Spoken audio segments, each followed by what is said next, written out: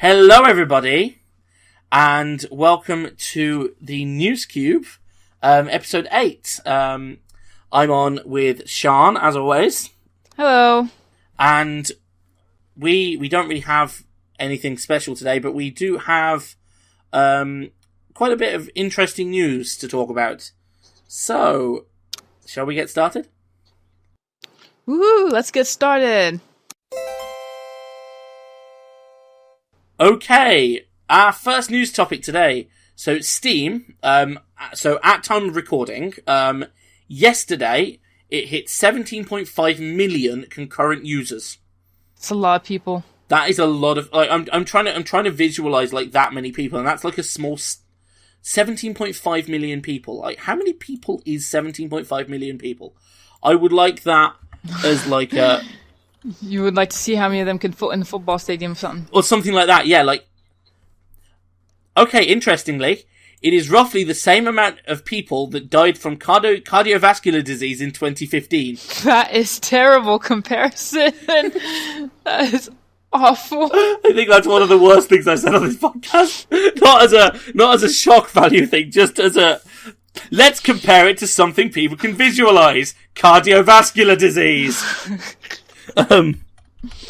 Oh my gosh. Capacity. Helpful. It's about half of London Stansted Airport. Not bad. Interesting. That's still a lot of people. Yeah, interesting. Yeah. I want a stadium. I want like how big a list of stadiums by capacity. There we go. I don't think stadiums can hold that many people, can they? What, 17 million? Yeah. The That's Munich ridiculous. München Olympiastadions hold 69,000, 72 million, 82 million, 90... Okay, hold on. So Michigan Stadium holds 107,601. So let me do some maths. 17 million, 1,000, 10,000, 100,000, 1 million. Yep. So 17 million divided by the capacity of Michigan Stadium. It's 157 Michigan stadiums. 158 Michigan stadiums, actually. Wow. That's still a lot. Yeah. There's not even 50 states. Alternatively, 17 million. 17 million is, hold on. 17 million is 188 Wembley stadiums. How much of America is that? American population? I have no idea. Let's do a quick bit of Google. So the American population is 323.1 million people. So 17 million. Actually, I'll just do it. Yeah, 17 million divided by 323.1 million. That is, times that by 100. That's 5.26% of the US. Wow. Was on Steam at the same time. That's a lot of people. It's a lot of people. Yeah. I wonder if this has any more statistics. Yeah, the actual figure is 17,686,886. So the next thing that Cube Gamers needs to do is have their own group on Steam, basically. Yeah. Like, why have we not got this? We're missing out on 17 million people. Yes, exactly. So we need to get on there. Yes. In September, everyone was making impressed noises when PUBG broke the record for concurrent Steam users at 1.3 million. People are thinking that it might be due to Black Friday and PlayerUnknown's Battlegrounds. I think it's the Black Friday. Probably. For sure. You know. Did you get anything on Steam? There's 2 games I'm actually interested in getting on Steam because of the Black Friday. I haven't, but I've not actually been on Steam at all, so I'm going to take this opportunity to have a look. Try to stay away. The two games that I was thinking of getting, let me go to my cart real quick. Raccoon with the soundtrack. Yeah. And Hunipop Deluxe Edition, just because you mentioned it. Well, hey. So, I was thinking I need something like that. Do it. To play. Yeah, so I'll probably end the shopping right about there because I can't spend too much. Yeah. But that is what I was thinking. I was either thinking that or just buy one pricey game, like maybe Tales of Berseria. Yeah. Or perhaps already stock up and do the Atelier Firis, Alchemist and the Mysterious Journey. Are the Atelier games on sale? I don't know if they're all on sale. Let me just do a quick check. I know the one that I need. Let's see.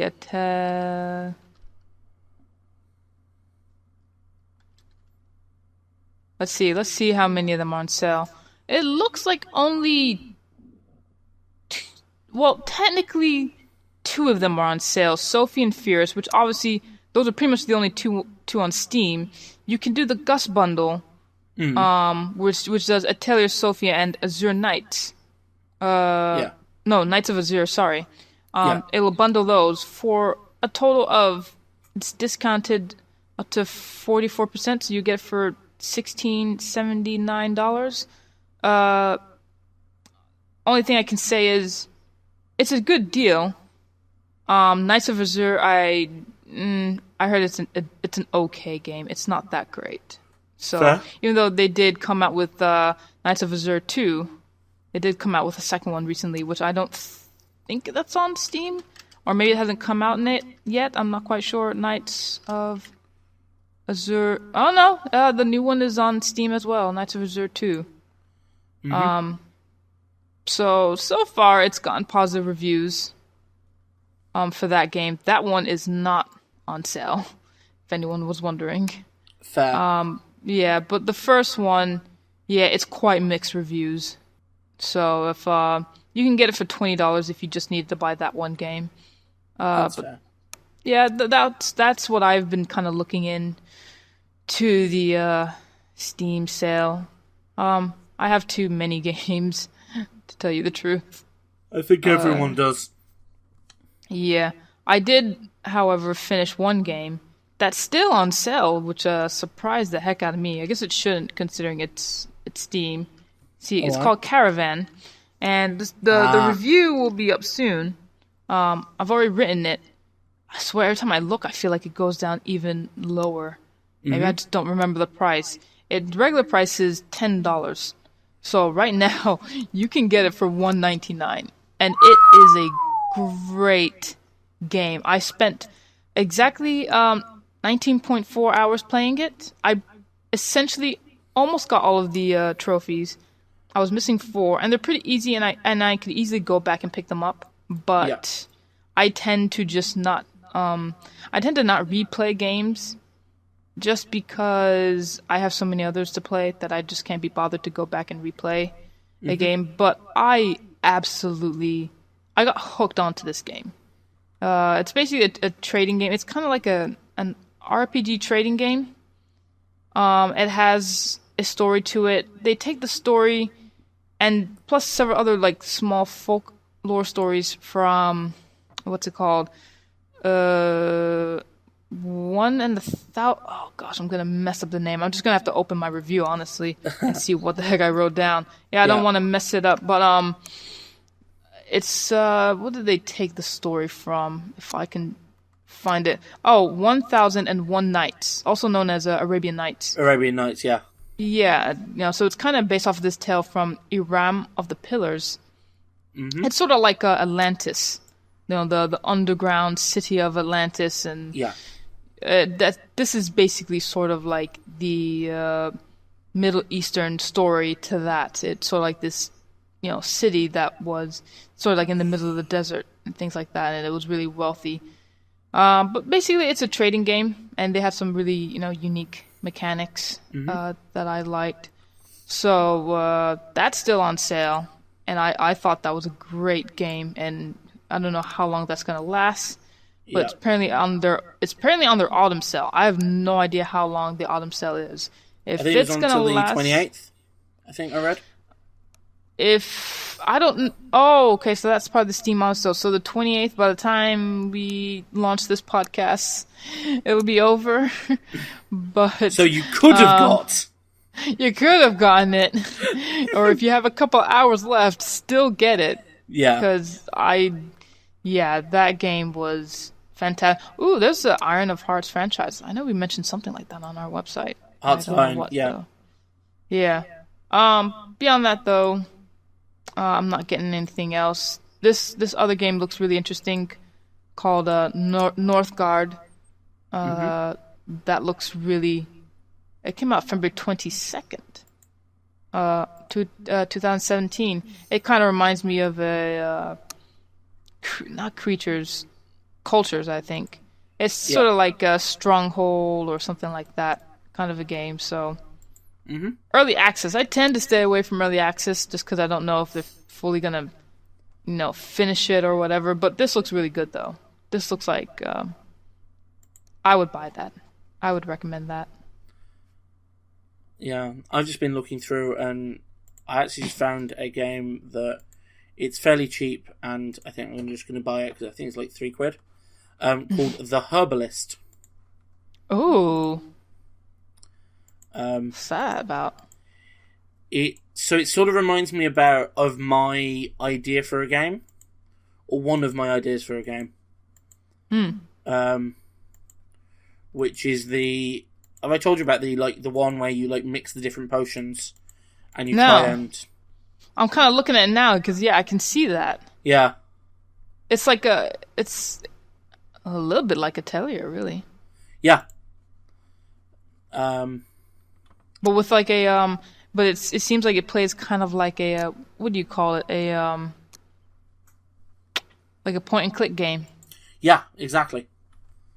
It sort of piqued my interest. I think I'm going to try it.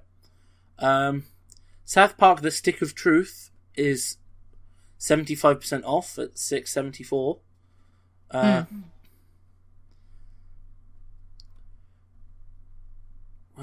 me just have a look. Keep looking through. Keep Talking and Nobody Explodes is 67% off at £3.62. That is a fucking amazing game, and I love it, and I hate it so much, and it makes me cry, and I love it.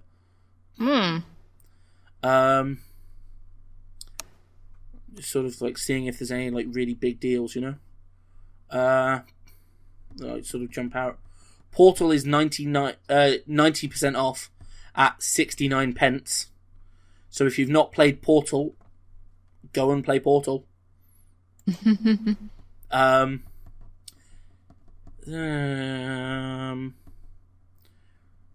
all of the Grand Theft Autos. Another game, I actually might even add this. There's this game that I've been kind of interested in, Windward. Yeah. No idea what it's about. It looks like it's kind of like a sailing game. You can attack the ships. Let's see. Windward is an action-filled multiplayer sandbox game that puts you in the control of a ship sailing the high seas of a largely procedural-generated world. I don't know why. I just sort of gravitated towards it. Yeah. Is this the one I'm thinking of? No, it isn't. It's not the one I was thinking of. Oh. I thought that was the Sonic game I was thinking of, but it wasn't the Sonic game I was thinking of. This is Hollow Knight. There's actually quite a few. Recitia, An Item Shop's Tale, is 80% off at $2.59. There's the entire Assassin's Creed franchise and the Grand Theft Auto franchise. Yeah. On sale. I don't know what the next game is that I'll play, because now that I finished Caravan, I was going to play something on my PS3, like Resonance of Fate. But and the introduction was great, but oh my goodness, when I got into battle, it was terrible. Yeah. I mean, it was just absolutely awful. I hated it. I just wanted to put the controller down and just record the podcast. So I don't know what I'll play. I need to knock out some actual physical games that I have, and I was thinking of going back and playing the Dot Hack series. Ooh. And maybe putting that up for everyone. I've kind of beaten the first two, but I just haven't gone through an entire sweep of the entire game. So I'm thinking of just doing a full sweep of the entire game. Maybe put that on our YouTube. Maybe someone will join me for the podcast, and we'll record commentary on that one. I'm thinking about going through those games. I have essentially all of them. I know they just did the re-release of it, where they remastered it. They actually only did the GU series though, and not the original. Well, they're all on PS2 actually, but the Dot Hack, there's Dot Hack Infection, Mutation, Outbreak, and Quarantine. Those first 4 comes before the GU, which is Rebirth, Reminiscence, and Redemption. So I'm thinking of just going through. That would be a good chunk. And because there's so many, and it's in a series, they're actually quick games. They're actually about 20 hours each, 24... 25 hours, something like that. They're actually not very long games at all. Yeah, so I was thinking of, I don't think any Dot Hack games. Oh, no, the last Recode, it did come out on Steam. Of course, not on sale. It will be eventually if you need it on PC. Undoubtedly. Yeah, they all end up... I really just wait for a sale, honestly. I've just found a game that is 66% off and is £1.35 in total with that discount, called 140. Ooh. It's a mix of a rhythm game and a platformer. You mean 100 ways or 140? 140, as in 140.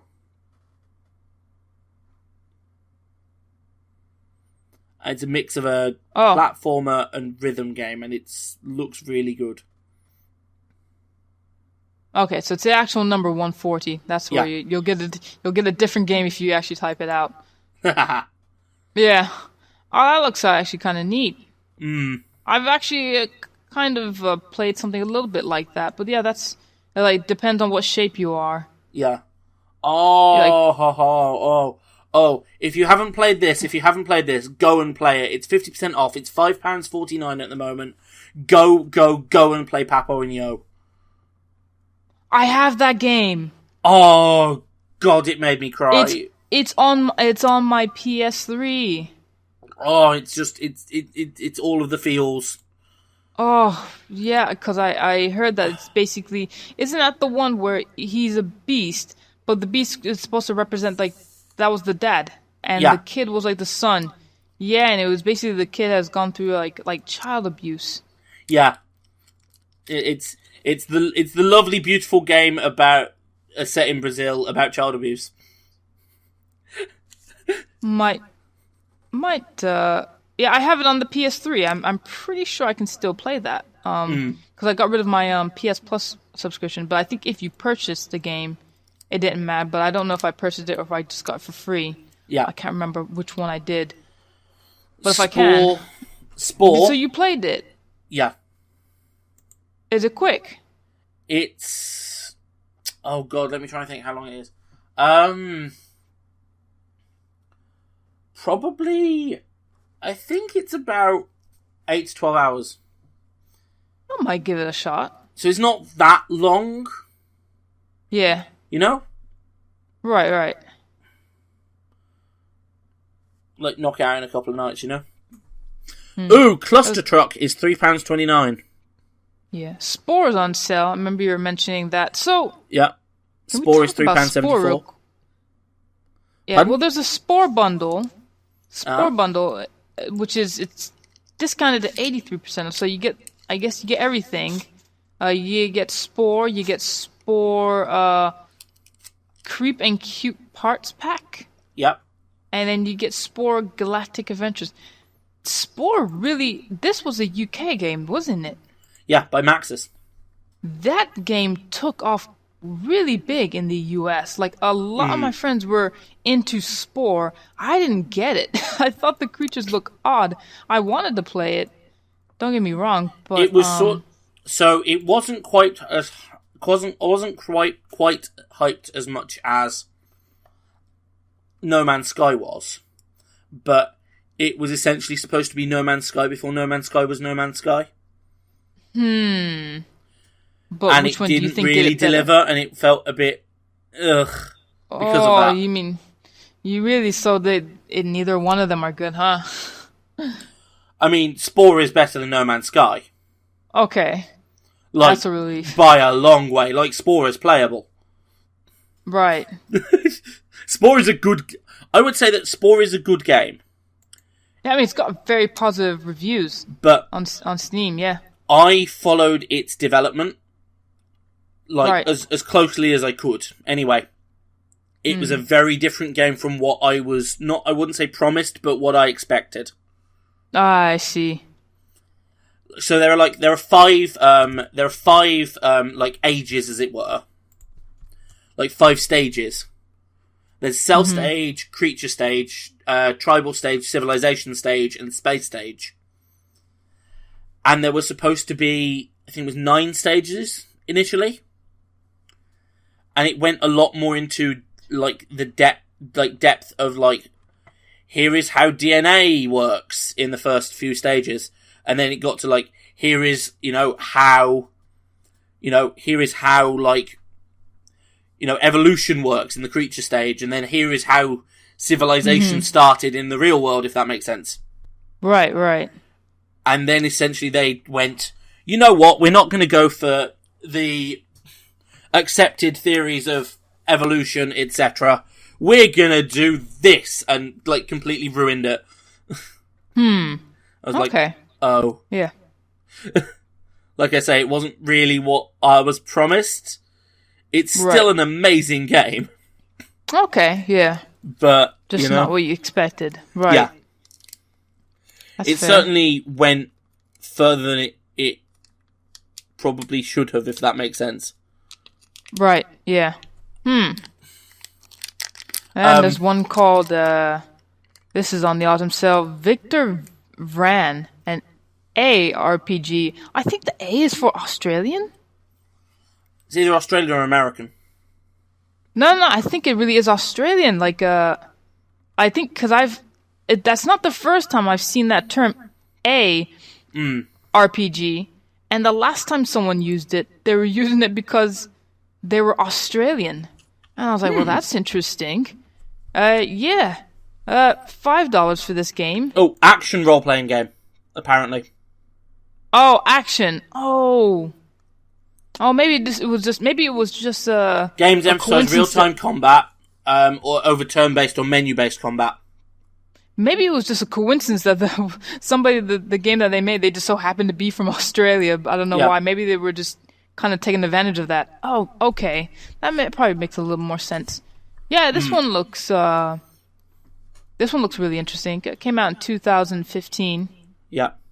Victor Vran with V-R-A-N. It's kind of isometric action RPG. Yeah. A game called Orwell is on sale at 40% off at £4.31. And seriously, amazing game. Love it so much.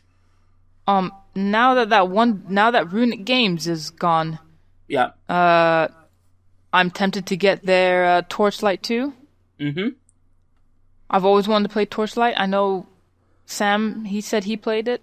Yeah. He said he loved Torchlight, so I've always been interested. I thought the graphics looked pretty amazing. And it's on sale. $4.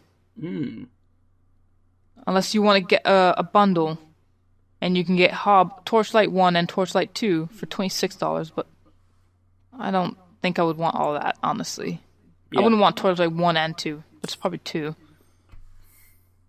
And I'm going to wrap up this little excursion into the Steam sale by saying that everything is 45% off at £6 and 4p. Yeah, we went really deep into that. Yeah, I realised that we've been talking about Steam sale for about 15 minutes. Like, whoops.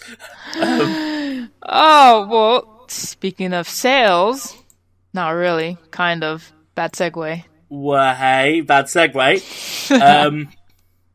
Wait, have we got things mixed up? No, we're talking about Hitman.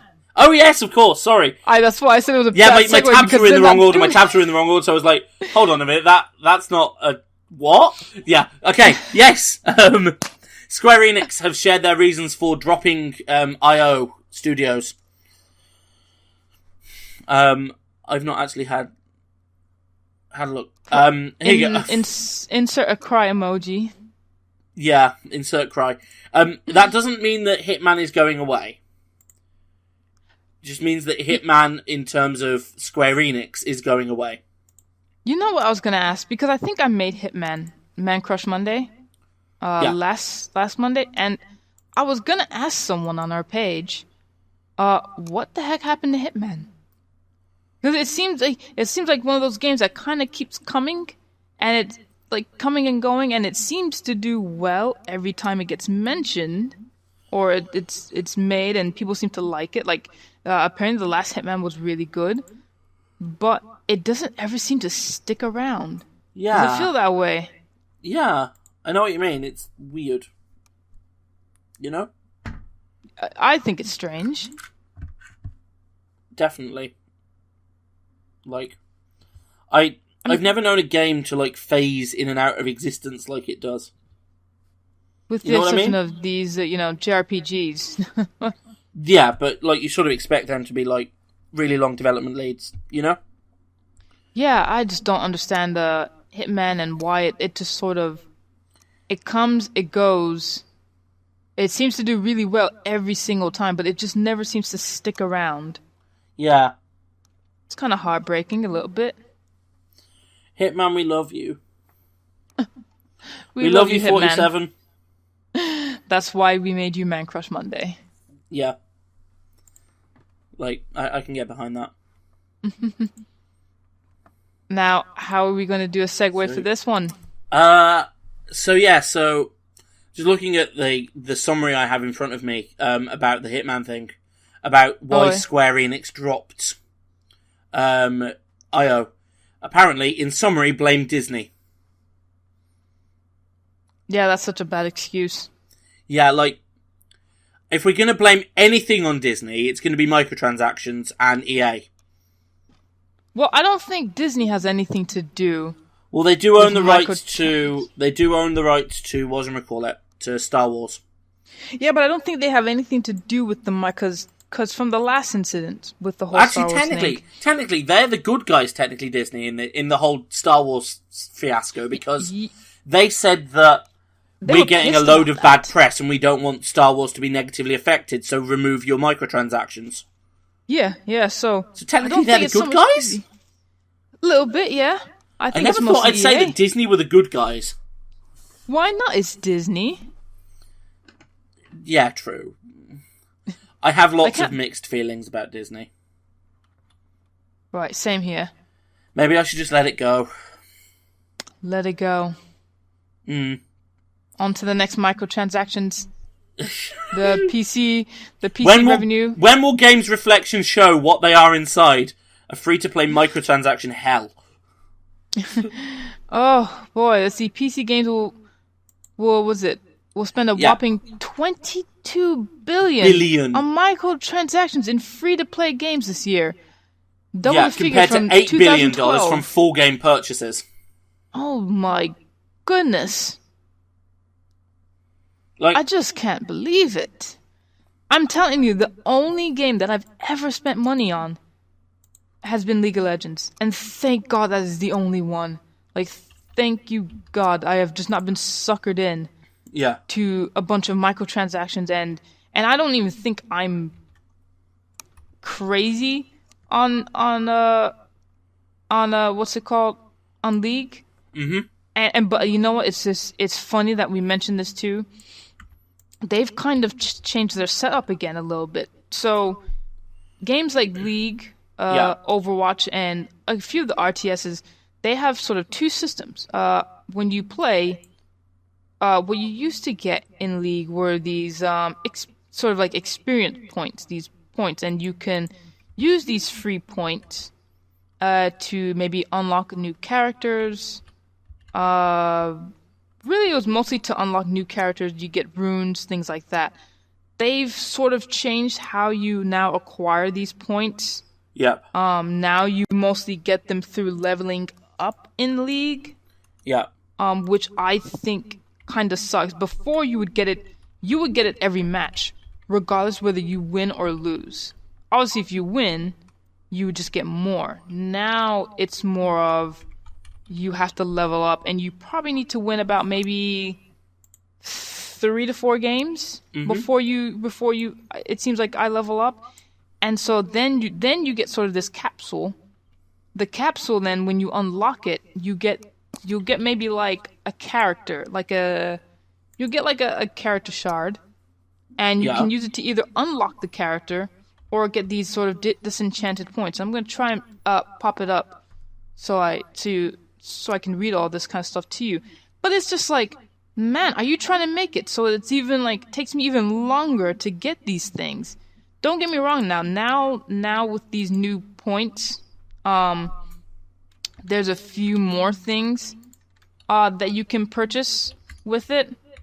Now you can buy things like so now you can do more mystery skins. Skins were always something that you had to purchase. There was no getting around that.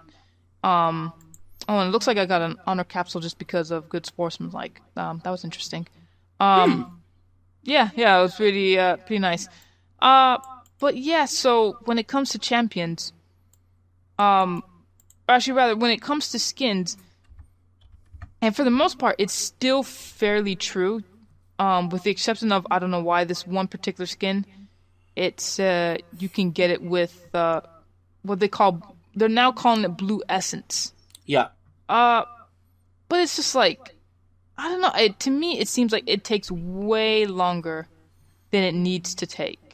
You can now purchase things like emotes through the Blue Essence. Mostly, of course, you do have to purchase by spending. If you want a mystery ward, which basically a ward in League is just a little thing that you drop so you can sort of see on the map.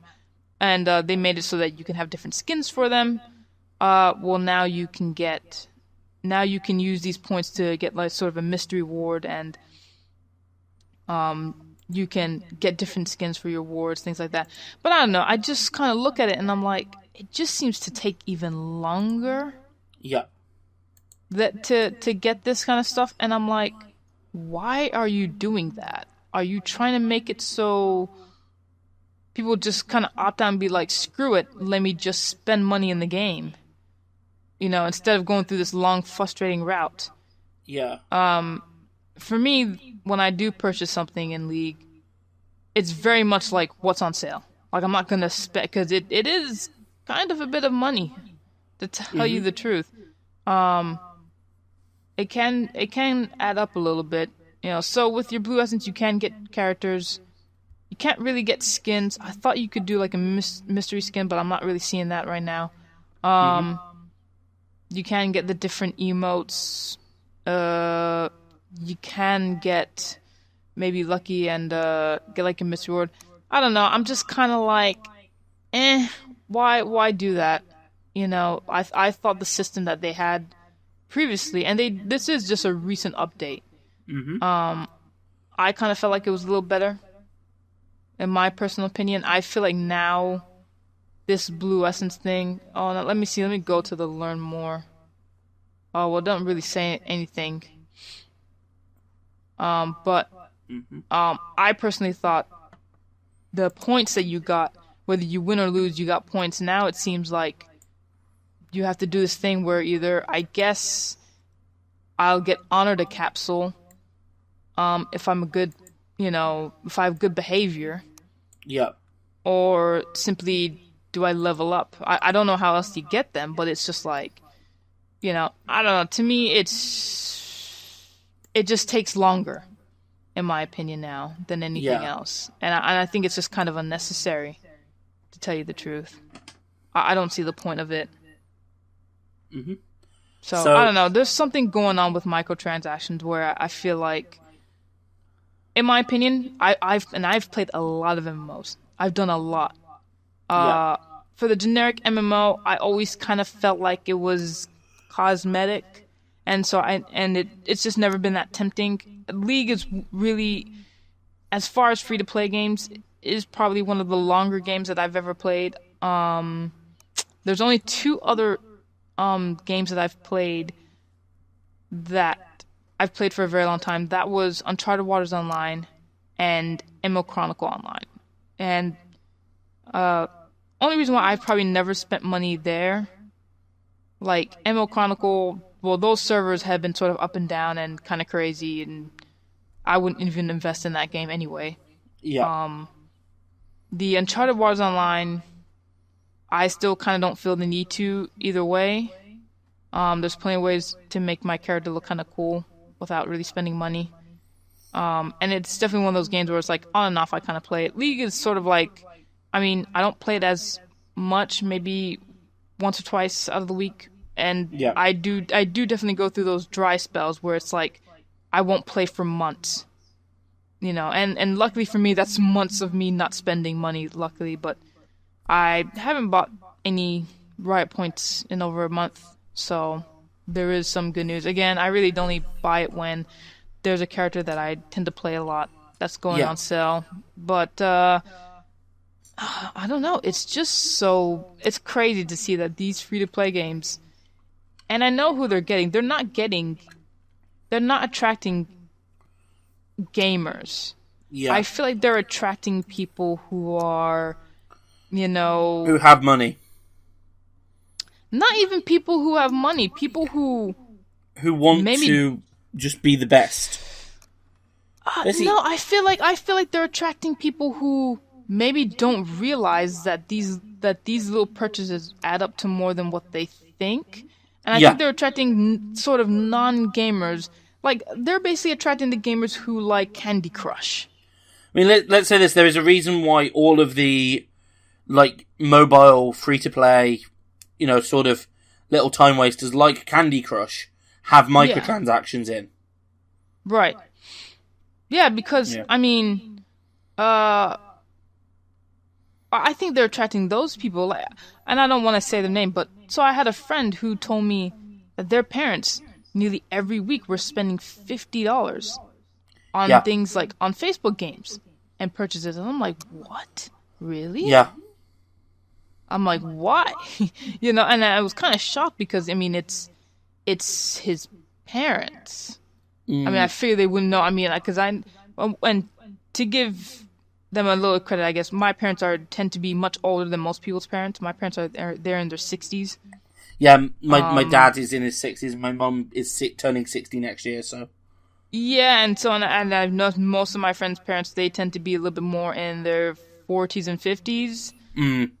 Some of them, so I think mostly 50s, I would say. So, but I don't know, it's just always kind of thrown me off a little bit. Like, they tend to not attract video game, like, hardcore nerds like us.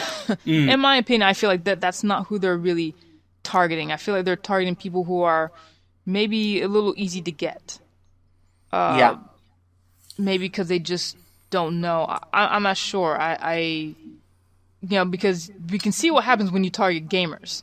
We saw what happened when you target like, your people from Star Wars. They got really angry. Yeah, I mean they got really angry. Yeah. Yeah, but some things, I mean, I don't know. I'm a little surprised that some things have been able to last as long. Like, the other day in the store, I saw, what's it called? Sims 4. Yeah. And I was almost tempted to get it, but then I saw the expansion packs, and they were all the same prices as the game that you need, and I'm like, what is the point of that? That is so stupid, and I just got angry again, and I walked away. Yeah. But just to like put things in a bit of perspective, if you know somebody who is like doesn't realize how much they're spending on microtransactions, just to bring it back down to earth. So 22 billion US dollars have been spent on microtransactions in the past year. Okay? Yeah. If everybody instead put all of that money into a large pool, like a, just not a pool as it were, but, put it into a collective, and we spent all of that money on houses in the British economy, we would be able to buy 74,189 semi-detached houses. Jeez. Yeah. Yeah. To just put it in real units, as it were. Because houses in England are no joke. That's how much... Yeah, so the average semi-detached house in Britain in 2016 cost £222,438. How much? £222,438. Ugh. Let me convert that to your weird currency. Please don't. That's already a lot. That's $294,400 US. Now, when you say that, are we talking about a brand new home or a used home? Because I gotta tell you, that's about the same as houses go for here, to tell you the truth. That is used, I believe. Like previously owned. To your dismay, it's about the same here. Fair. The only thing I can say, though, is... In London, however... London, semi-detached is £560,281. Oh my god. That's expensive. And that's used, so that's not new. I don't have statistics for new, but I think it's going to be higher. Obviously, it's going to be higher. Here's the thing, it's just, not to get in the whole housing argument, it's just that the only thing I can say is, and I tend to be able to switch off on and off going between two different countries, I have a completely different I have different standards in the US for housing than I do over in the UK. Yeah. For me, a house over here, so you say maybe 200,000, right? Yeah. 200,000 for a house over here. I mean, I better get a good size, yard. I better, have my own mailbox. I better, I obviously will have a garage. I will have, it's going to be big. Yeah. Whereas in the UK, when I go back, and it's something that it's something that I can easily do, and I kind of understand just because I know how the housing is over there. It's when I go over there, and it could just be my opinion, maybe from always staying with my grandmother, but it's just I don't expect a garage. Yeah. Instantly, I know that I don't want to say having a garage in England is luxury. Yeah. But that's almost what it feels like, because I've never actually really seen one. Yeah. Also, I rarely see garages. For those of our non-American friends, a garage is a garage. Yeah, sorry. That's one word that's one word I won't say. I can't do the British version of that one. That's a little too unusual for me, but who knows? Maybe when I'm over there I will. But is it bad that now I want to do it? Now is it bad that I now want to do a podcast where it's you and somebody else and hosting, and then I just translate everything that you say from American to English? I mean, it's not that different. It's just I guess some words they're pronounced. So believe it or not, when I'm writing reviews, it's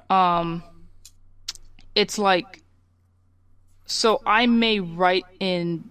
Usually I write in American English with the exception of a few words, but obviously since I write it for this website, it's all in British English.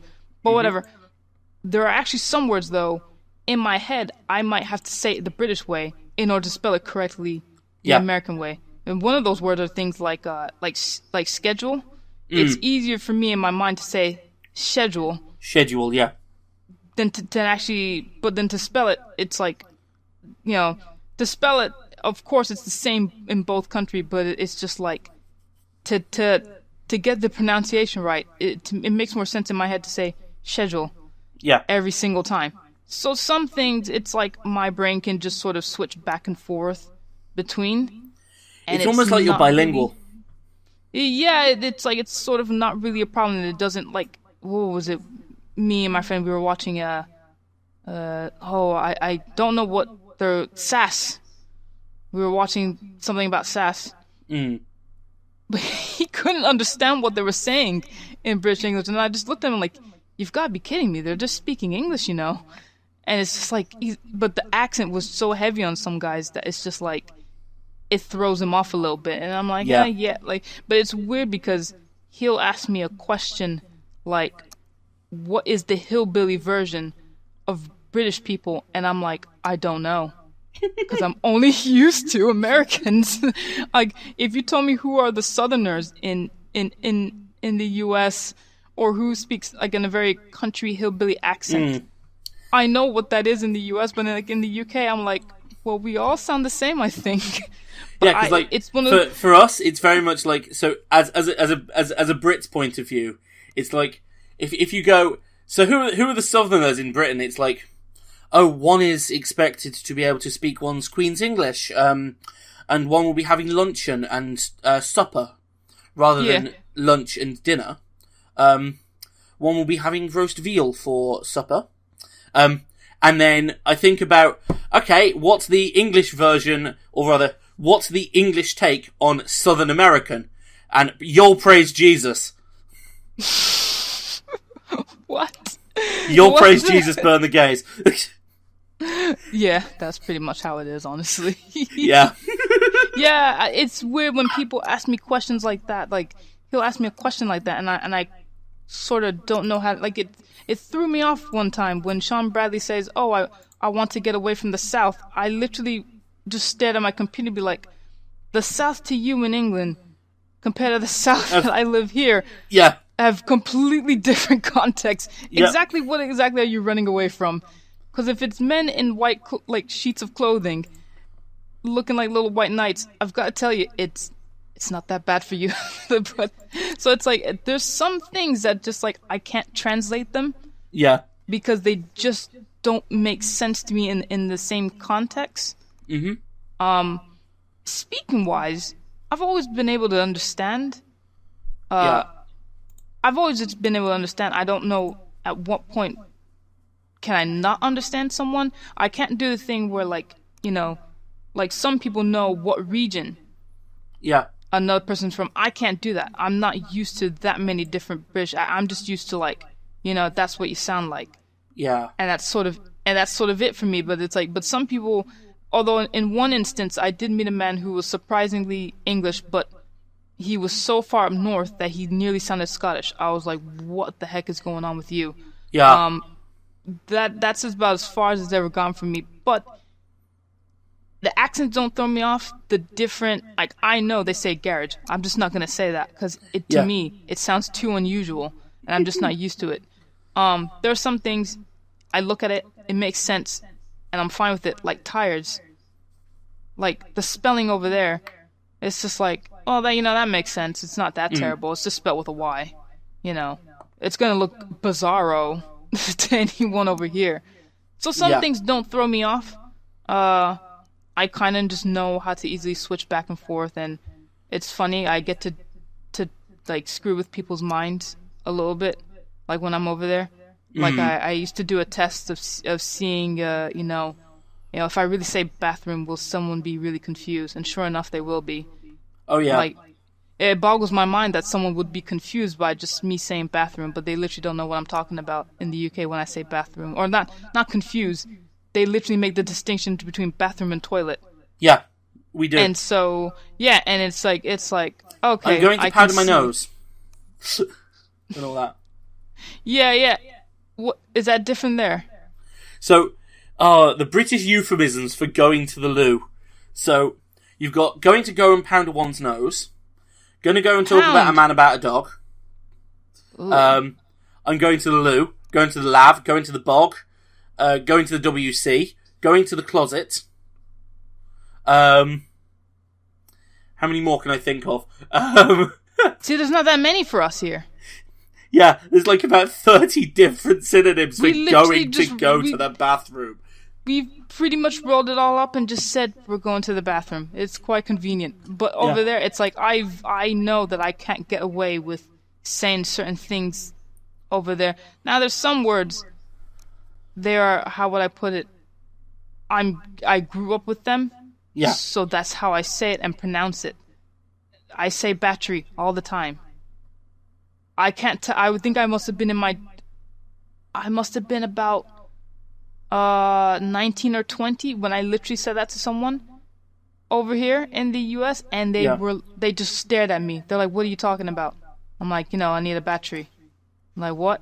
Yeah, a battery. What is that? I'm like, a AA battery. And then they said the word battery, and I just looked at them bizarre. I'm like, what did you just say to me? There's some things that I've never noticed. I've never picked them up in my life. Yeah, it's just, yeah. We combine the sound of a sheep with a large wooden green thing, a battery. Yeah, but it's one of the things where it's like there's some things I've never noticed until someone has had to point it out and be what can I say? My dad was Navy, but yeah, nothing would confuse me when going over there. Maybe some, I think some terms, I probably wouldn't know every term because I'm just not used to growing. But for the most part, I can kind of pick them up a bit.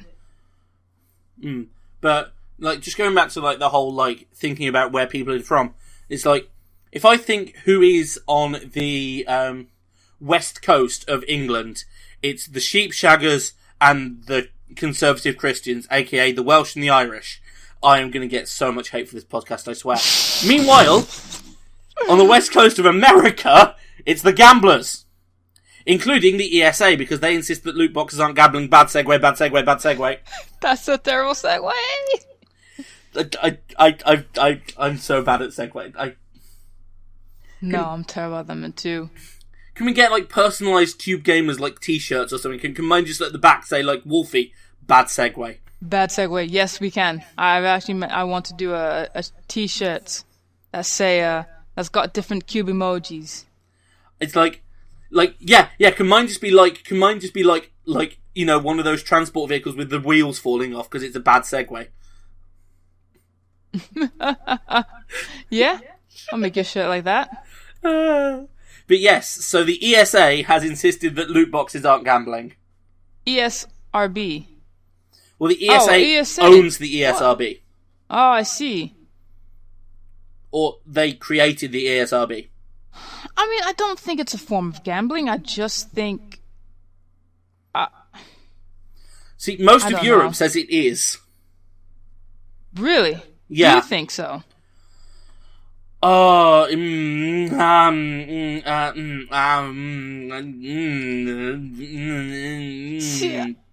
think it's you know what I think it is? I think it's context. So let me describe this to you. Here we have a gun problem. A lot of people try to make the argument that we're desensitized to it because maybe we have a lot of movies and a lot of video games that involve guns. Right?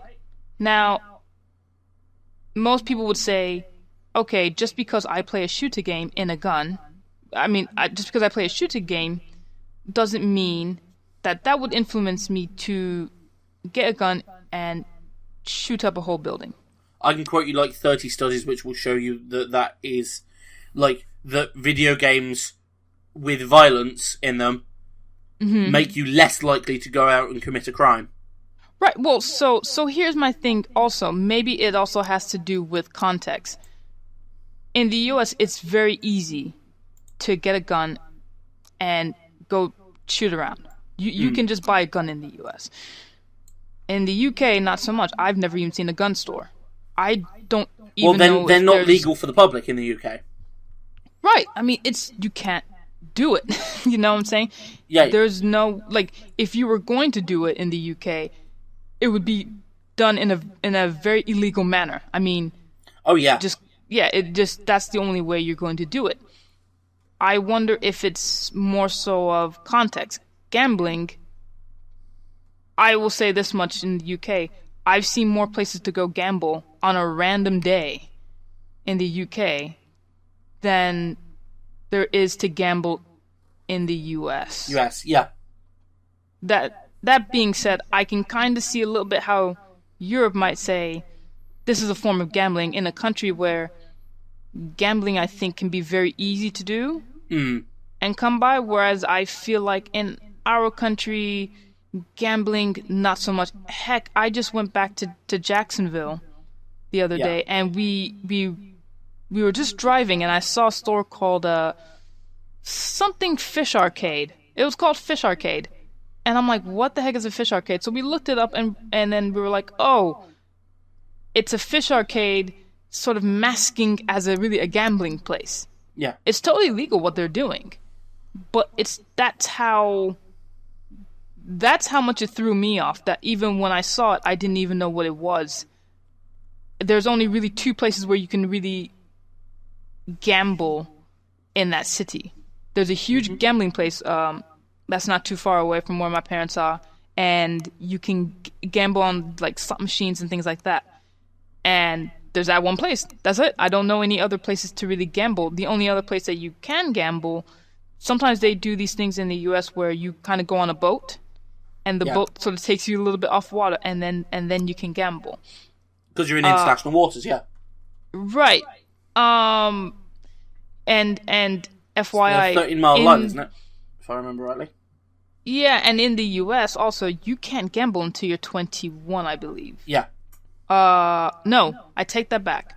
Every state, it's I think at the age of 18, with the exception of Las Vegas. In that state, Nevada, I think either it's Nevada or just specifically Las Vegas, you have to be 21. So, but in general in the US, you can gamble before you can drink? Yes, but I would say the availability to gamble is lower. Is very low. Like, yeah. No one talks about kids having a bad gambling problem. No one ever... There's more places for you to probably try and get alcohol than there is to gamble. Like, gambling is just something... Just in the UK, I know like kids who have had both a gambling and a drinking problem. Yeah, I mean, literally, I can just walk down the street in England and just see where I can go bet on horses. My grandmother likes to do that, just bet on horses, you know. So that being said, I personally don't kind of see it as a form of gambling. I do kind of see it as maybe. I think it's gambling maybe in the sense that you're hoping for one thing. So you put money on something, and then you don't get it, and then you just kind of keep... I think it has sort of like that gambling kind of... That just one more turn. Yeah, like that addictiveness to gambling, and I think it has some of the essence of gambling, but I don't... I don't know. I don't know what to say about it, really. I don't see it being too much of a problem in the US. I think I can see this being a huge problem, however... in the UK. Well, I don't know. So, not so much the UK, actually. Interestingly, it's more the continent that has a problem with it. Right, Europe. I figured maybe all of Europe is kind of... I don't know how the rest of Europe is, but I figured maybe... It's things like, so on the one hand, a lot of the... So, thinking about my experiences in Europe, a lot of the places, like, they're weird. Europe is weird, coming from the person from the UK. Yeah. Like, I can talk, basically. But it's like... it's things like... most of Europe has a problem with loot boxes, as it were. Especially including... Monaco. Which is like the gambling... It is the... EU equivalent of Las Vegas. What the heck is Monaco? Have you never heard of Monaco? No. It is it's like a city-state, technically. In England? No. It's okay. So it is on the bottom of France, near Italy, almost. Okay. You've not heard of Monte Carlo? Oh yeah. That's where Monaco is. Where Monte Carlo is. Oh, okay. And it's like the gambling capital of the world. Like, it's even bigger than, like, Las Vegas. Its entire economy is basically gambling. And they have a problem with loot boxes. The government of Belgium has publicly stated that they have a problem with loot boxes. And it's not so much, that's not what really is going to fascinate me about, like, the whole developing loot box thing. What's going to fascinate me is, what if a country like Belgium bans legislation, or introduces legislation that bans the sale of video games with loot boxes to minors? Mm-hmm. What are the games publishers then going to do? Are they going to just block off content? Because people are going to get angry about not having all of the content. Or are they going to create two different versions of the game? In which case you can bet your ass that somebody's going to be able to pirate that really easily and get around these regulations. I just think if I purchase a game, I shouldn't feel like, why should I be spending more to get more of the game? Well, I think with Star Wars, I think they went overboard. Like, I heard, like, getting, like, certain characters that are already in the game, like, it was either going to take you a really long time, or you could just go ahead and purchase it. Like, I think that's a little messed up. I think maybe, like, some DLC, like, if you just want to give me an extra map pack, yeah, okay, like, that's kind of fine. That's a little bit normal as far as DLC goes. If you just want to do cosmetic things, that's kind of fine with me. So when it starts to affect the gameplay and the story and how people play with each other. I quote Total Biscuit here. If I buy a game on release day, I expect to be able to, within that single purchase, after I've singly purchased that game, I expect to be able to play everything that was available to the developers before launch day, if that makes sense. Like, right. So if a game ships with, like, extra things on the disc that then you buy to unlock, that shouldn't happen. If there are assets that are created that are then sold as DLC for, 99p for the fucking fursuit or whatever, then and that's on the game disc from day one, I expect to be able to unlock that without paying extra money. Right. I kind of agree with that. You know? That's and see, and I feel like some developers and if publishers, it's on the disc, Yeah, I feel like they're going a little too far. It was kind of the same issue with me with Final Fantasy 15. It's like, it almost felt like they knew they didn't finish the game, so let's just make sure. Less so with things like cosmetic stuff, because at the end of the game development cycle, you've paid all of these art developers, these artists, to come on for a 6-month project, and it's taken them 2 months to do the art. They're sitting around bored for 4 months. You know what I would rather have them actually do? What? I'd rather see the price of games go up generally. Yeah. As opposed to maybe you feel, because if you think about it, the price of games have not really gone up in years. Decades, I don't think. It's still $60 for a new game. That being said, I'd rather have you just say, you know what? Now games are going to cost $75. Yeah. That's what's gonna cost to cover everything. If that's what it means, if that's what it means to get everything from you, and you don't feel the need to put things in a DLC package. Yeah. I'd rather have that. So again, it's things like, I don't have a problem with, character A is wearing a blue jumpsuit, and you can unlock the green jumpsuit for $1.99. I don't have a problem with that, so long as the green jumpsuit and the blue jumpsuit are functionally identical. Yeah. It's as soon as you can unlock the green pro jumpsuit, which gives you an extra 20% to your maneuverability and 47% to your, that's when I start to have a problem with it. And things like that were in like the Uncharted Wars Online. Stuff like that was kind of in that game. Some things were cosmetic, some things gave you a little bit of a boost.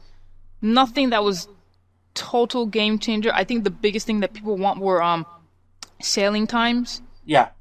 Because it took literally, when you had to sail literally across to the other side of the world, it took hours. I mean, literally, physically hours of your time. Even when you had speed boosts, it took time. Even that I was kind of okay with, because all you do is you just tag along with somebody. So someone who's probably willing to pay for that, if you were in a team or in a guild, you would all go together and you would travel together. But, I mean, it was never that harmful. It never gave people that much of an advantage. Not to the point where I didn't feel like I was missing out terribly too much out of the game. But for Star Wars, it seems like people were missing out a lot of that gameplay. Yeah, definitely. But yeah, speaking of the loot box controversy, there has been a loot box mod for the original Doom. I think that's awesome. In fact, the loot box mod for Doom makes the game significantly harder if players aren't regularly opening loot boxes. And I'm just like, yeah, here you go. They've got a video for it. It makes it so the player can only pick up items from loot boxes. However, in order to open the loot boxes, players need to acquire a key from a random drop or an enemy. If the player doesn't get a key, though, they are left to wander around short-handed or pay for keys at the marketplace. Sadly, you know what that reminds me of, though? Destiny. Mm-hmm. Destiny was very much like RNG, like, it was awful. And that's essentially how you leveled up. It was through your gear. Yeah. Which I did not agree with, not one bit. And I have no idea why people are into Destiny 2. Not a clue. Because it's still kind of the same way, and they still have issues with RNG. Yeah, that sadly enough reminds me of Destiny. Yeah. I mean, it is for the exact same reason that we call it RNGesus. Oh my god! Now is it really bad that I want to now like go to the like the southern states of America and like pretend to be like like a what I call like a fire and brimstone preacher of like, if you do not believe in God, you will go to hell. But then praise RNGesus. Let's see how many people I can get to nearly murder me. I will not go to Alabama with you. That's all I gotta say. You're on your own. Arkansas? Maybe. Where is Arkansas? I believe it's next to Mississippi. Where's it's one of those states that no one... Yeah, it's kind of like... Also, why is Kansas pronounced Kansas and Arkansas, which is literally Arkansas, pronounced Arkansas, not Arkansas? I have no idea. How? You got me on that one. Hey, look, I mean, I have still a feeling have it has to... something to do with the French, actually. It probably has something to do with the French. I still have to listen to Americans who don't understand why center in England is spelt with an R-E. And I'm Not like, all the you time. don't... it's enough to where they don't get it. And I'm thinking to myself, I'm pretty sure the Brits don't get it either, but it's the French version of the spelling, so just deal with it. Yeah. It's the center RE for disease control, but it's the center ER of a circle. So when you're talking about a circle, it's that's fine. But when we're talking about city center, it's different. Yeah. Centre. But which means that if I'm in the center of the center, I'm spelling it two different ways in the same sentence. That's terrible. And I do believe that sentence and center have the same root, etymologically speaking, which is why they sound similar. Centre and centre. Sentence and centre. They sound like they would, you know? I have to deal with Americans who, they think that's stupid, but I'm like, well, there's plenty of other stupid things here too that I have to deal with, so just suck it up. But Sean, just don't listen to them. Instead, do what our viewers are listening to, doing. And right about now, they should, in theory, if I'm doing it correctly, be hearing some nice little background music. Bad segue. Little segue. We are ending the news section with a thing that I found this week, but this is starting to become a bit of a tradition, is... so for the past 3 weeks, I think, 2 or 3 weeks, Sean has sent me links to like some video game soundtracks that she's found, or like remasters or mashups or whatever. And I found a whole bunch. Just while looking through Destructoid, there's a long article of all sorts of brilliant mashups, and I will be shoving one in the background, I think. And it's just like they're brilliant. They're all brilliant. I'll put a link to the actual article in the description as well, so you can go and check them out there. Yeah. But yeah, it's things like 3005 PM, which is Animal Crossing crossed with Childish Gambino. Or I like the Tupac one. Yes, the Tupac one is Holler If You Hear Me in the Corridors of Time, Chrono Trigger cross Tupac. What was the one I was listening to? There we are. Get Gerudo, The Legend of Zelda Ocarina of Time crossed with Daft Punk, Get Lucky. Walking on Sherbetland, Mario Kart 64 crossed with Katrina and the Waves. They're brilliant, and I would recommend those. So yeah, that's that is all of the news. Nice. It's taken us an hour and like something minutes. Must be because we get distracted. Got distracted by the housing market and me going and being a fire and brimstone preacher for RN Jesus. Yeah. So I'm gonna do that. This is why it's a bad idea for me to come to America. I will get so murdered. Oh yes, you will. I am not a statistic. I will not be part of your statistics on gun crime. Right. Apart from me being a statistic, what else is new? I almost forgot we have to do the what's coming up. I don't know how I nearly forgot that. So games that are coming soon, starting on the November 27th. We have there's nothing on that day with the exception of the Nintendo 3DS. It's Super. I don't know why it says that. There must be some kind of different 3DS coming out. So it's Nintendo 3DS Super Nintendo Entertainment System edition. Yeah, I don't know what that is. Nor me, but let's roll with it. Fuck it. Yeah. On the 28th, we have Black Mirror on PS4 and Xbox One. We have Resident Evil Revelations on the Nintendo Switch, and we have Revelations 2 on the Nintendo Switch, and Resident Evil Revelations Collections on the Nintendo Switch. Not quite sure why they did that. You could have just came out with the collection. Reasons. But maybe you want to buy individual ones. I don't know. Money. I don't know. Something. And then next we have, on December 1st, we have Doom VFR. Not sure what that is. Doom Virtual Farming Reality. Oh my gosh. They come out with too many Doom games now. It's getting a little ridiculous. It's the same game. They just keep. It's Doom 2015, but in virtual reality. Oh, ridiculous. Then we have. It looks really good, actually. Oh yeah. Nice. I'm not a huge fan of the Doom games, but if I had a VR setup, I'd probably get it.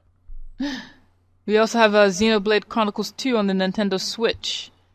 On December 5th, we have Caveman Warriors on Nintendo Switch. Dead Rising 4 Frank's Big Package on the PS4. It's got a big package.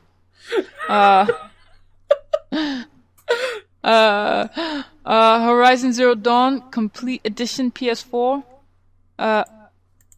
Oh My Godheads on the PS4. I nearly confused it with the anime Oh My Goddess.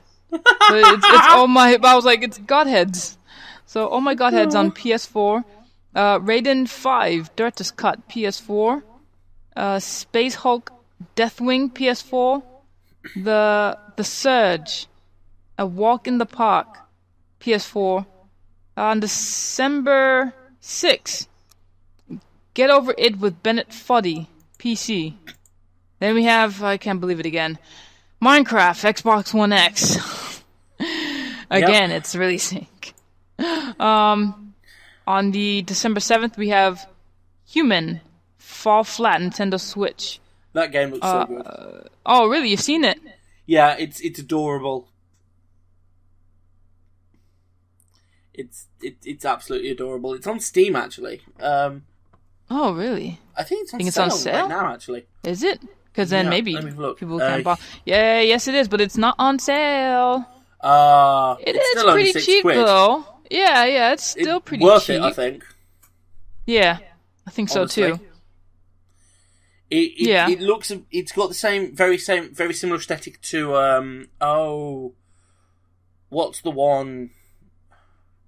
You know the one I mean? No. It's a beat 'em up.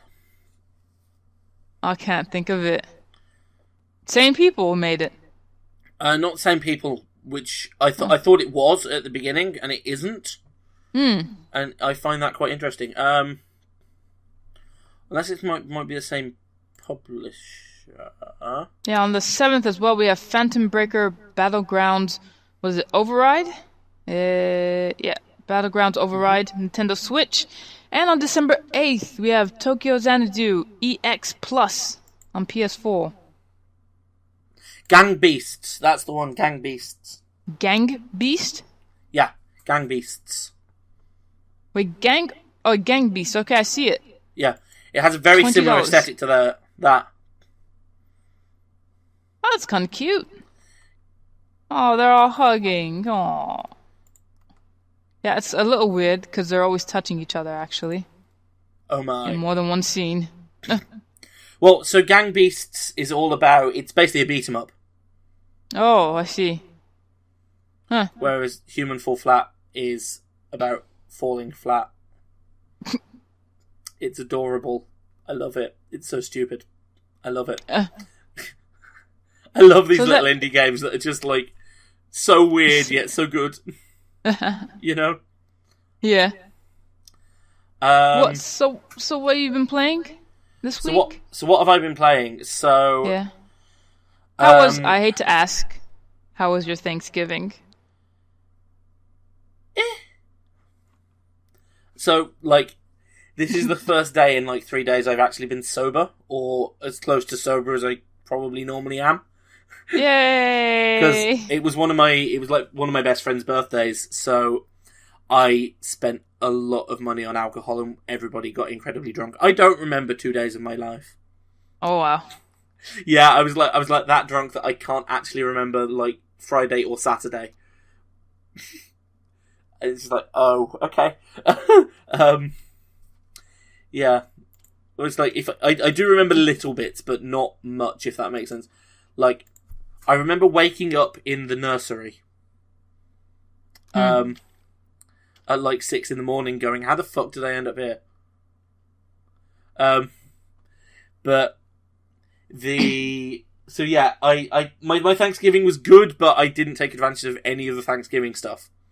Do they actually? I mean, okay, I know they don't celebrate Thanksgiving in the UK, but are there some people who do? So the companies try and like make it a thing, and bastards, like the because they general want a public day are off. like, yeah, no. They're so fucking. Yo, the Brits are slowly doing the American thing where they take holidays that don't belong to them just for a day off. I swear, that is ridiculous. Yeah, they're really trying to. But it seems, so like the companies are trying to make it a big old thing, and like the public aren't doing anything. Like there was a video I saw that was like a Curry's PC World that like was like opening its doors for like Black Friday with all of its amazing deals, and they'd like got the press in and everything to see like how big the crowds were and everything, and it was just one lonely guy who wandered in, and then there was nobody else. And it's hilarious.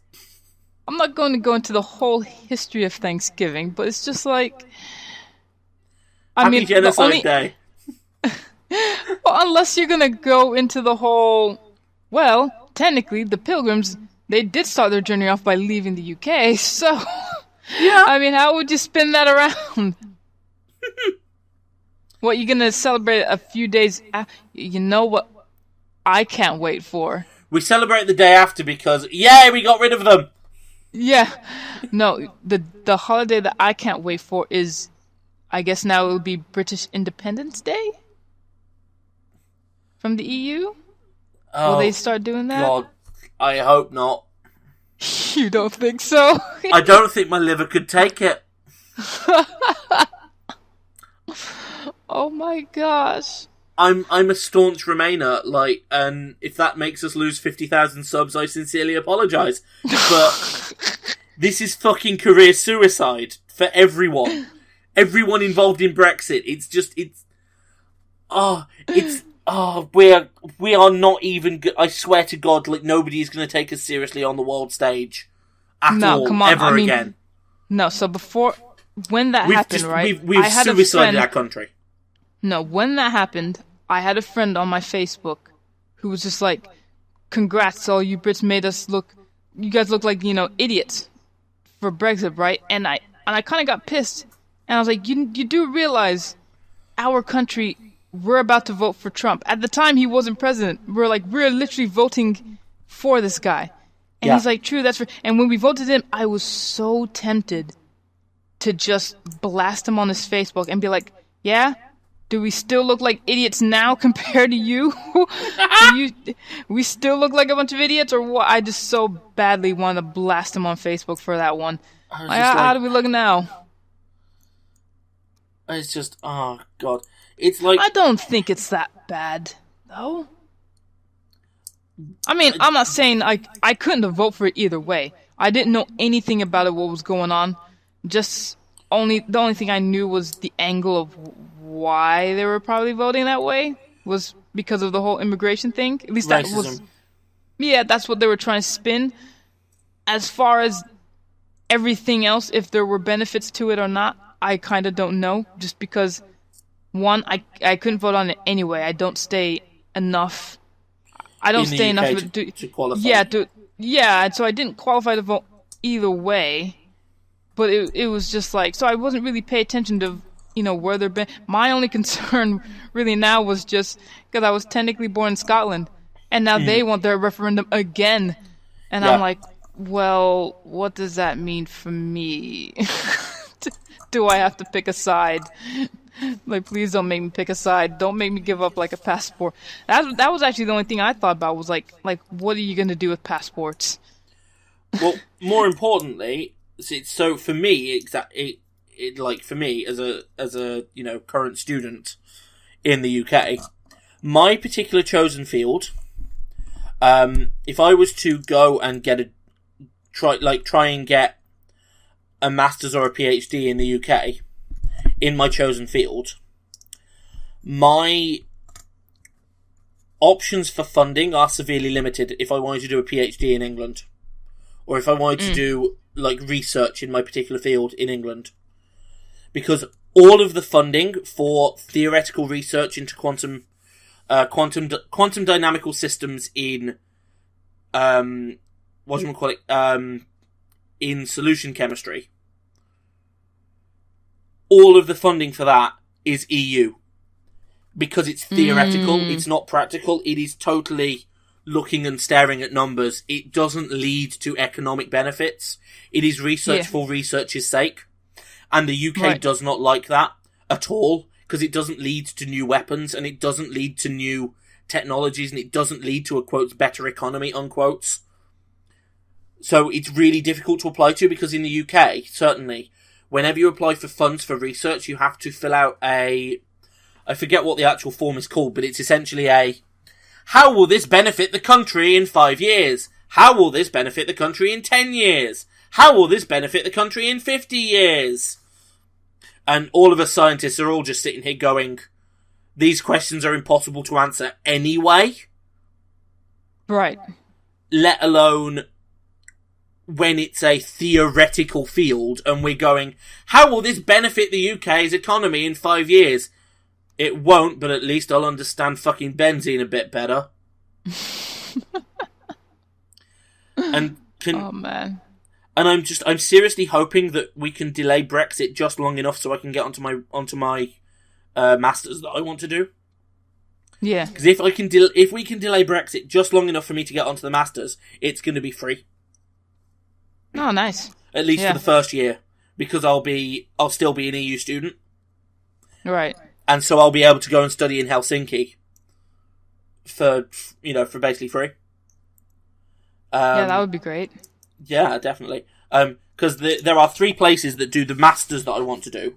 One of them is the University of Oxford, and fuck me if I'm ever going to be able to get into the University of Oxford. Yeah. There's a university in the Czech Republic that nobody has ever heard of, and I'm pretty sure it's a front for drugs or some kind of smuggling ring. And there's the University of Helsinki. So I'm like, guess where I'm probably going? Yeah. No, which is killing most of the people I know because, oh my god, I'm the only person I know that can stand the cold. But yeah, so what was I even talking about? How did we get? We were doing games we've been playing. How the hell did we get onto this? I actually don't know. We do this quite often. I want a flowchart of our conversation at some point. I don't know, but we do this so much. That's anyway, why we need more people on the podcast. Yes. Okay, what I've been playing. So I have been playing Tiny Rails because Tiny Rails, and So funny story. I've been playing a new game on my mobile. It is called Idle Miner. And I got into it by complete accident because I was playing Tiny Rails and I clicked on I clicked on one of the buttons to get free of the premium currency. A free amount of the premium currency by watching a 30-second advert, which I'm totally cool with. I will do that. So I watched the advert and I accidentally missed the X button and accidentally installed Tiny Miner. Not that I wanted to install it because it looked like a child's game and it looked really boring. Yeah. It just has a crap aesthetic. It's really good, actually. Ooh. But it's an idle game, and you mine for different things. But it's got 6 or 7 layers of complexity to it, and it's actually really good. But it's it looks crap, so. Yeah, I've been so is idle games. Is that a new thing that's been sort of happening lately? Because I have an idle game too. It's called Idle Pouring, I believe is how you say it. Oh, let me check the title when it comes up.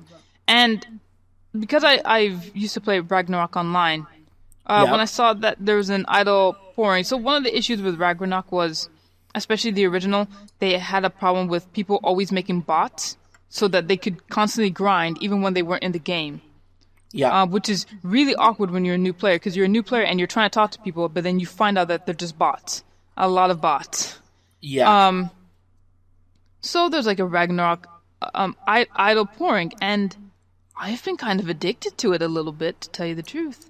Ah. Yeah, I mean, it's kind of fun. They just they're just always attacking, and then I just, kind of buff my characters, take care of my little pets.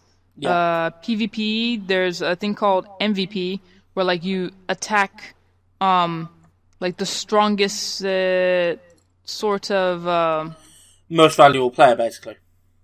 Yeah, the strongest it'd be the strongest what you call it, sort of boss. Yeah. But yeah, I've been really enjoying this. So I've kind of played that a little bit. I finished Caravan. So I wrote the review. That'll be up soon on the website. What else? So now I'm trying to get into a new game. I think I'm just gonna go with maybe the dot hack. And of course I've been playing the Sakura Wars, which is what we've been posting on our YouTube. Channel.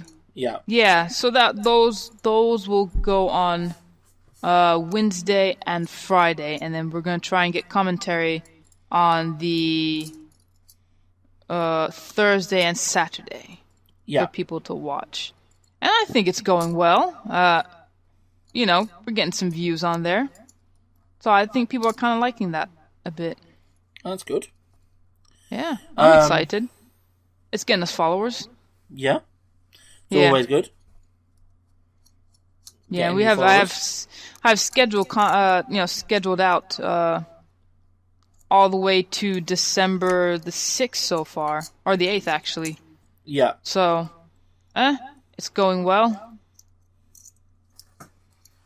Yeah. Apart from like mobile games, as it were, I've been playing. I've played a bit more Everyday Genius. Played a bit more RuneScape because that game is,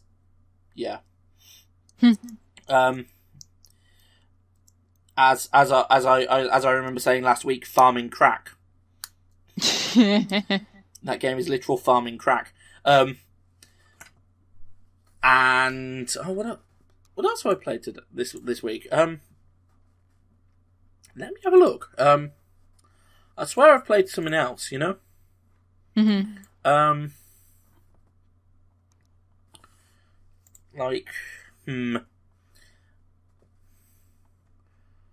What have I played? Yeah, so I've played 10.5 hours of games the past 2 weeks. So I'm sure I've played something else. You know? Oh, there we are. Oh no, most of those were last week. Oh, of course, it was the Minecraft afternoon. That's what I'm forgetting. I've played Minecraft. Ah, okay. Yeah. We watched Minecon Earth. That's all I'm going to say on the subject of Minecon Earth. Apart from when they brought out the musical, the mini musical, about the next update, I would have preferred to have been covered in cuts and bathing in lemon juice. Yeah. We don't talk about Minecon Earth. Oh. Fuck Microsoft. This video is going to get demonetized to all hell, isn't it? I think we just need to cut a lot of things. You just need to, it'll just be your audio, anything I've said, we just need to cut.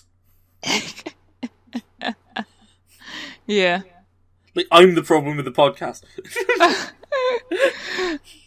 I mean, I'm just saying we need to just hack out a lot of things. That's all. Just replace me with James and it'll be fine. Oh. I'm not for a replacement. Just replace me with Sam and it'll be fine. Which ones? We have more than one. Why not both? 2 is better than 1. That is true. Oh my god, we should totally we should try and see if we can get alternating Sams and then have just in the description today today on the podcast Sam joins us. Then next week today on the podcast Sam joins us. No, what we need is altering Sam's and Sean's. Oh my god, I am down for this. But on different schedules, so you do 2 weeks and other Sean does 2 weeks. Meanwhile, Sam's are on 1 weeks. They swap every week, whereas you guys swap every other week.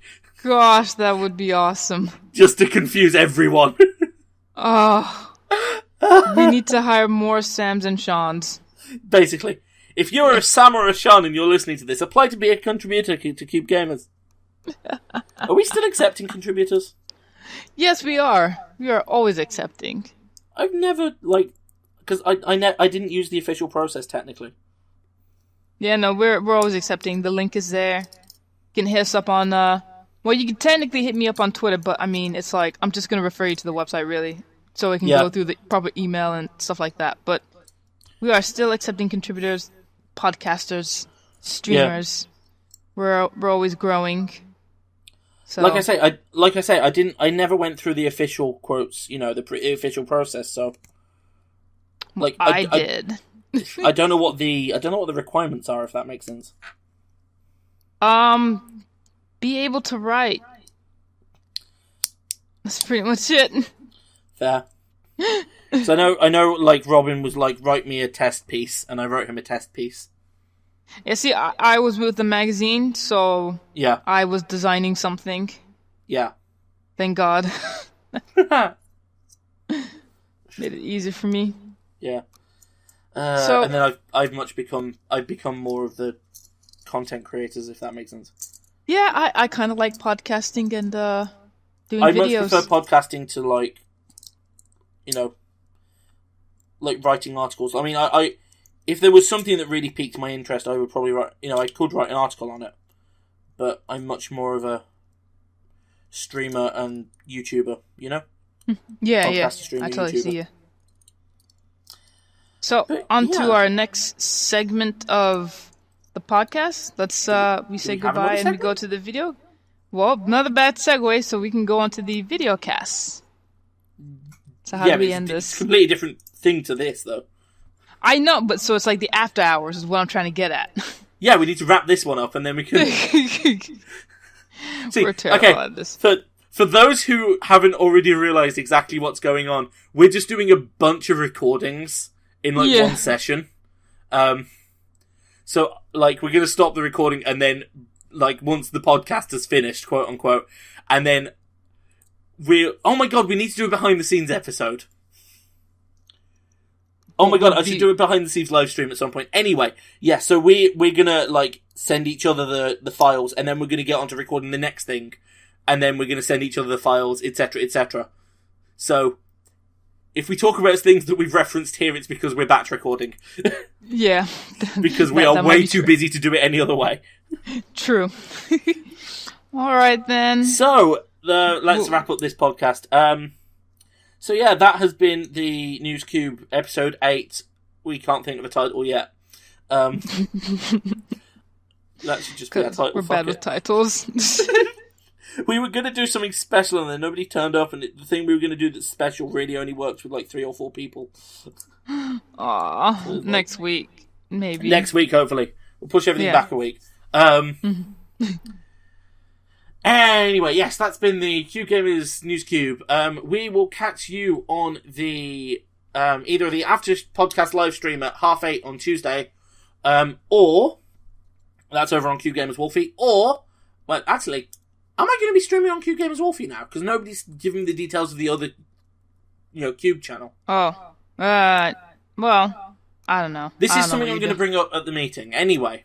Yeah. So yeah, I either way, I will post the channel in the description, and that will be the channel for the foreseeable future. Yay! But it might change, is my point. So be aware of that. Alternatively, we will see you the next podcast on the following Tuesday. I've been Wolfie, she's been Sian, and have a good week, everybody. Bye.